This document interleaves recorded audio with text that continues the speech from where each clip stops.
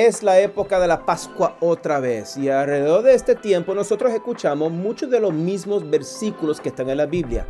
¿Y qué tal este versículo que escuchamos siempre cuando Jesús estaba en la cruz? ¿Qué fue lo que dijo? Una de las cosas que dijo fue Eli, Eli, lama sabachthani.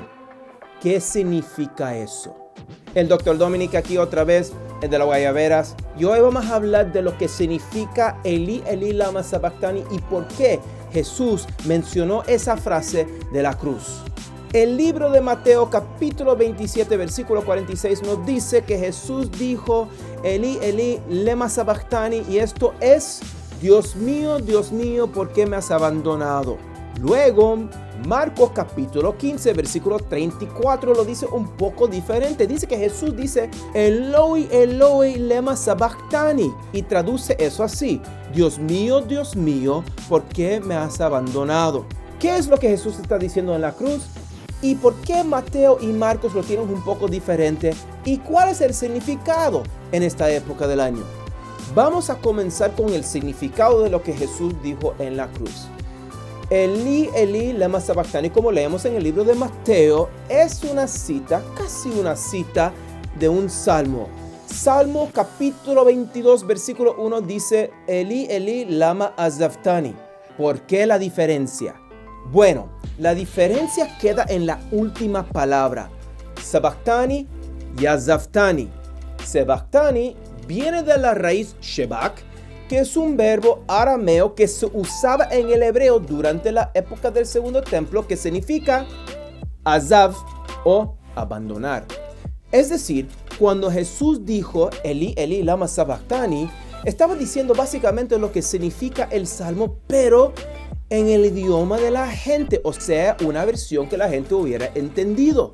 Pero ¿por qué la diferencia en Marcos? Bueno, Marcos lo cita un poco diferente, pero el significado es básicamente lo mismo. Eloi, Eloi tiene el mismo significado que Eli, Eli. Eli significa Dios mío o mi Dios, y usa la palabra para Dios, el, que significa pues Dios, y significa mi, Eli, Dios mío o mi Dios. Pero Marcos lo cita un poco diferente y en lugar de usar la palabra él usa la palabra Eloa, que también significa, pues, Dios. Eloa y Eloi, mi Dios, tiene el mismo significado, no hay que preocuparse. Ahora, en esta época, muchos pastores están siguiendo muchos comentarios que dicen que Jesús está hablando arameo en este contexto.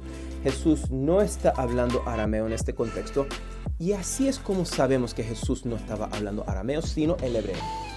En Hechos capítulo 22, versículo 2, nosotros leemos, cuando oyeron que se dirigía Pablo a ellos en el idioma hebreo, observaron aún más silencio. Es decir, Pablo, un judío, estaba hablando con otros judíos en hebreo. No estaba hablando con otros judíos en arameo. Entonces, ¿por qué Jesús estaría hablando arameo desde la cruz? Además de eso, el griego de Hechos capítulo 22, versículo 2 lo hace claro. Utiliza la palabra hebraidi, es decir, hebreo, hebraidi, dialecto, el dialecto hebreo. O sea, Pablo estaba hablando hebreo con otros judíos. Entonces, ¿cuál es el significado de todo esto? Bueno, en primer lugar, no quiero que se preocupen tanto porque hay citas diferentes en Mateo y Marcos del Antiguo Testamento. Hay razones por las cuales hay pequeñas diferencias en las citas del Antiguo Testamento en el Nuevo Testamento, pero básicamente no cambia el sentido del pasaje. La segunda cosa es que es obvio que Jesús estaba hablando en hebreo, utilizando una palabra aramea para citar el Antiguo Testamento. ¿Por qué Jesús estaba haciendo eso? Y esto es lo más importante, mi gente. Jesús estaba citando el Antiguo Testamento para aplicar lo que dice, lo que indica Salmo capítulo 22 a lo que estaba pasando en la cruz. Pero él no lo estaba haciendo en un hebreo muy alto que solamente los eruditos podían entender. Estaba citando este versículo en un idioma que toda la gente podía entender, o es decir, una versión que podían todos entender para que todos pudieran también entender que lo que Jesús estaba haciendo aplicaba a todos.